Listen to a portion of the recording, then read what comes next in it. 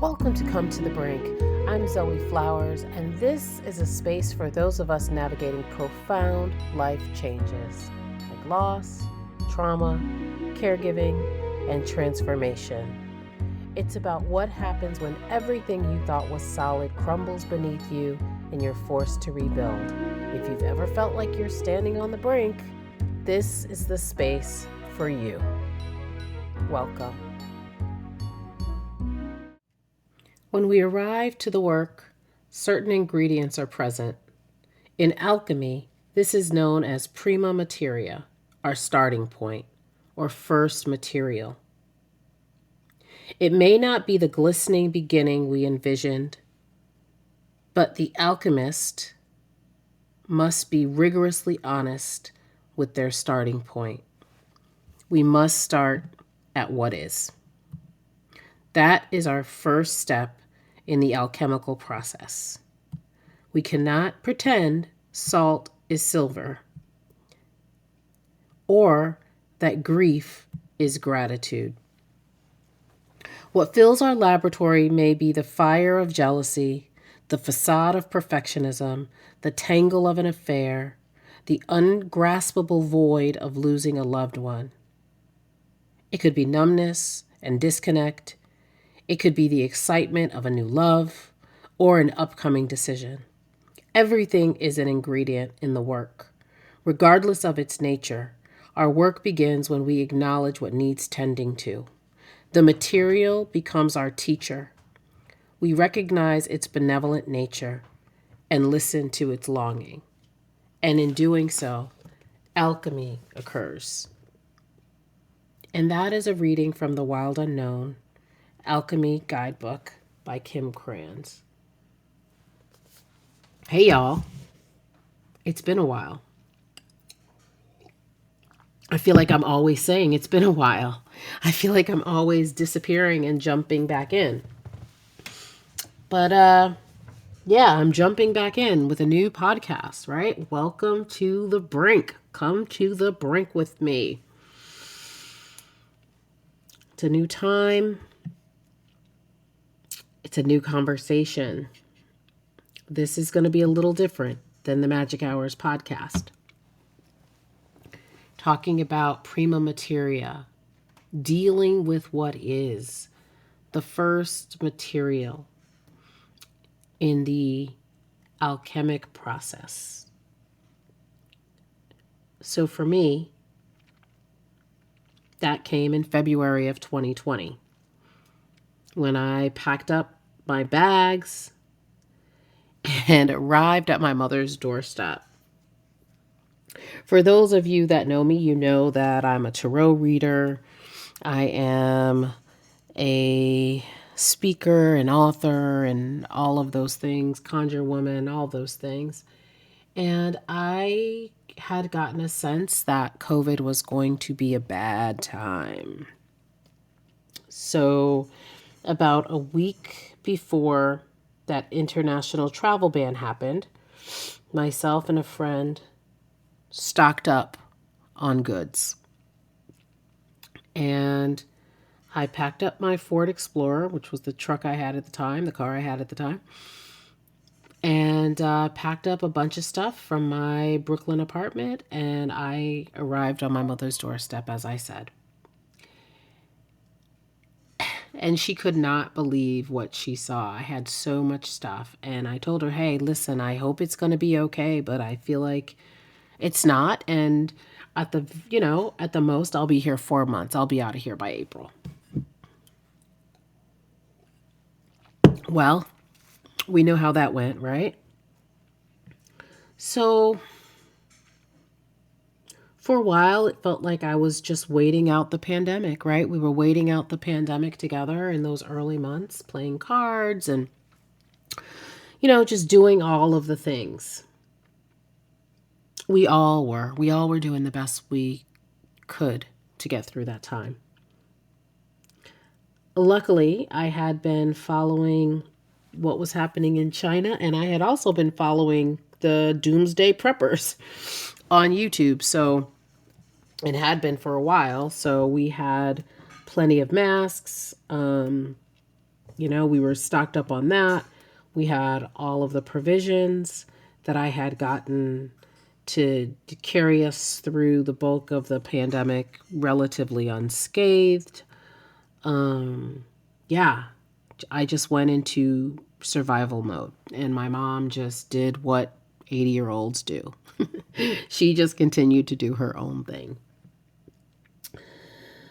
And the months dragged on, and around 2021 or 2022, when things really started to open up, and I could have gone back to my apartment in New York, but I was really looking at my mom, and I knew something was wrong. She was really thin. She was forgetting conversations. Like, she would say something and then she would just like forget what she said. She was having a really hard time maintaining the bills. They were falling behind. She couldn't understand, when you don't pay your bills on time and you get those fees added onto it. She couldn't understand the fees. She just couldn't get it together. And I really didn't understand it. And I really didn't have the patience I should have had with her. But I just didn't get what was going on. And so I just took over all the bills. I took over all the bills. I set everything up, electronically, so we wouldn't have those problems anymore. And that really helped to smooth things over a lot. Like, that was one obstacle that was easy to fix. But that memory, and I kept saying that memory, like, you got to get that memory checked. And she was like, I'm fine, I'm fine. And I was like, maybe it's because she's 81 or. But then in 2023, it just, something wasn't right. So I took her to get her memory checked, and her numbers were below average. And the doctors told me that she had dementia. The kind of dementia she had came from drinking. Lifetime of drinking. That generation, right? That's what they did. They drank, they smoked. That's what they did. That's what was marketed to them. That's what was shown to them, boomers, as a good time. And my mom had taken a pretty serious fall in 2021. And after that, she had really cut down on the drinking a lot. And she had COPD. And so she cut down on the drinking. She did not cut down on the smoking, really. And that was a constant battle. And she didn't understand dementia. She didn't understand what it meant. And she would want to go to certain events and drink. And I would have to say, Mom, this is what's going on. You can't do that. This is affecting your brain. But she just didn't get it. And I didn't know how to explain it to her. So we did the best we could. And then the doctors said, hey, listen, the type of dementia she has, we don't think it's going to progress. We're not as worried about the dementia as we are about the COPD. Okay, great. So we made it through the rest of 2023.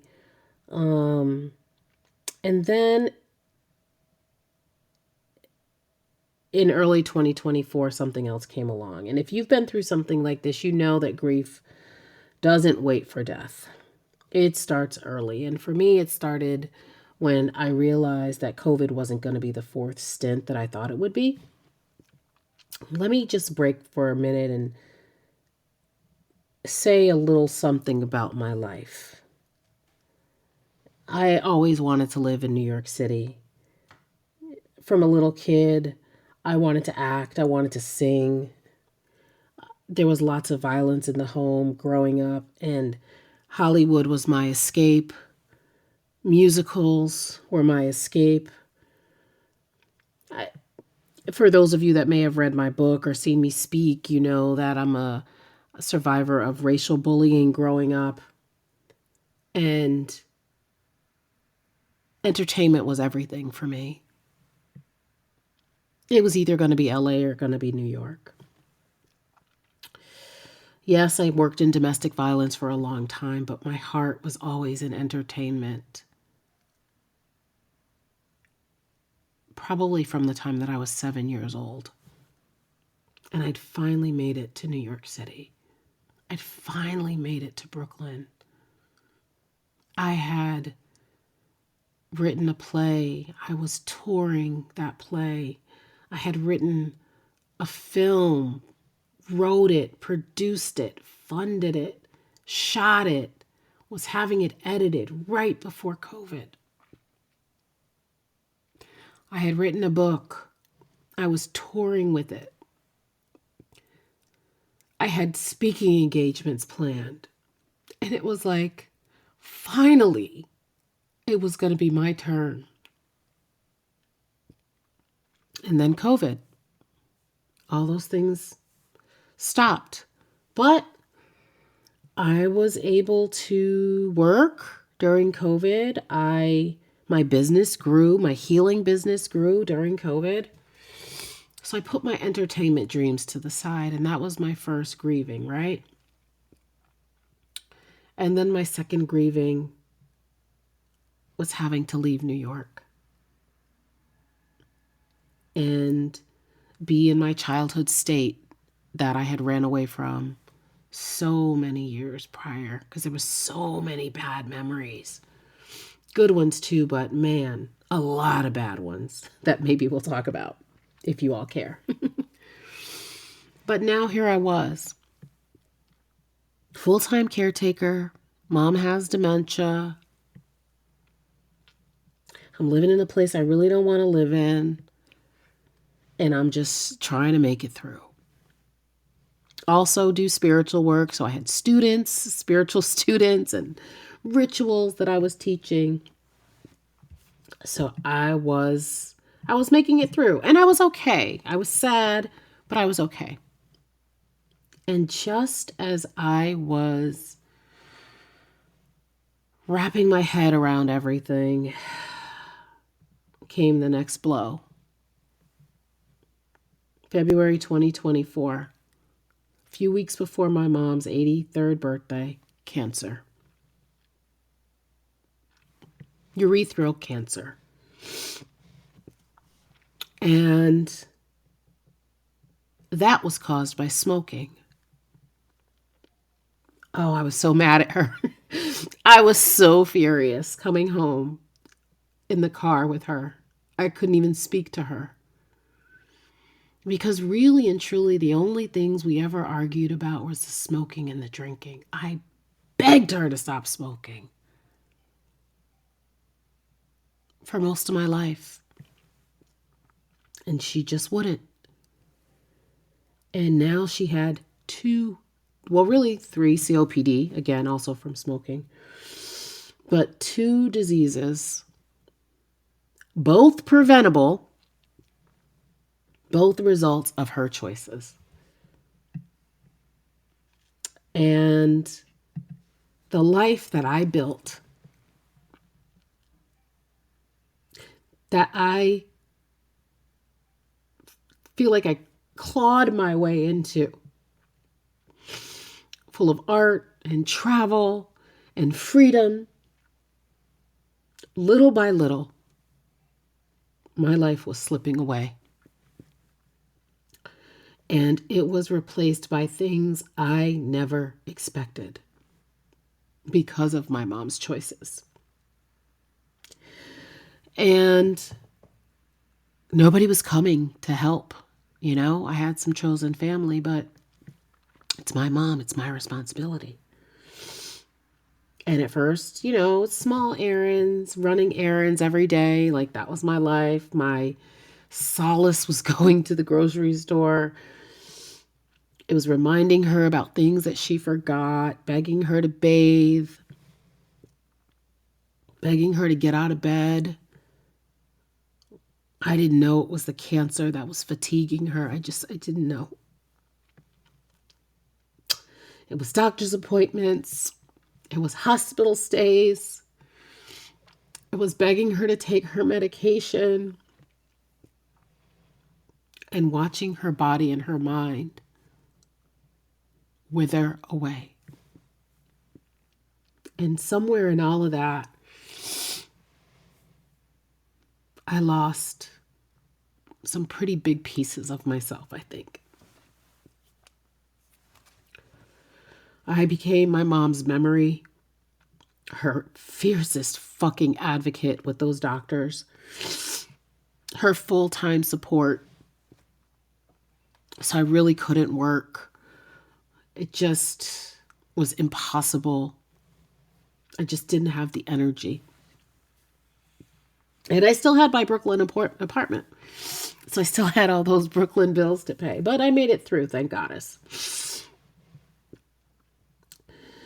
And sometimes I didn't know where she ended and I began.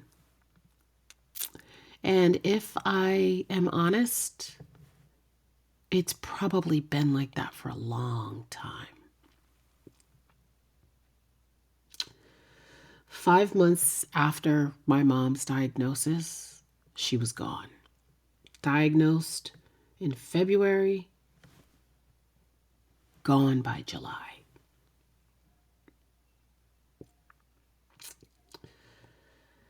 That's another story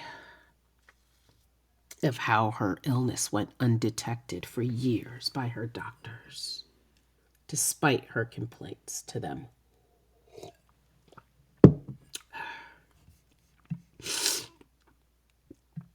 How do you love somebody while resenting what they've done to themselves and to you? How do you grieve someone who's still here, but not really here? And how do you prepare for a loss that you've seen coming, but it still feels like it knocks the wind out of you when it finally comes? These are the questions that I've been asking myself. And these are the questions I hope that we can talk about together. If you've been a caretaker, if you've walked this road, I want to hear from you. I want to hear about when you first knew you were stepping into that role. I want to hear all about the emotions that you wrestled with, the love mixed with the resentment, mixed with the exhaustion. I want to hear all of it. You can email me at info@IamZoeFlowers.com. You can send me a voice note. You can DM me if you follow me on Instagram, I am Zoe Flowers, and say, hey, I want to talk about this with you. I want this to be a conversation, not just my story. So next time on Come to the Brink, I'm going to talk about that slow unraveling. The moment I realized I wasn't just helping my mom, but I was becoming somebody else entirely. I'll share what it feels like to disappear into somebody else's needs and what it takes to get back to yourself. That's why I can't continue with the Magic Hours podcast, because I'm not the same person. And if you've been changed, if this is your story, I want to hear from you. So again, send me your voice notes, send me your stories, because none of us should have to stand on the brink alone. I'm Zoe Flowers, and I will see you soon. Bye.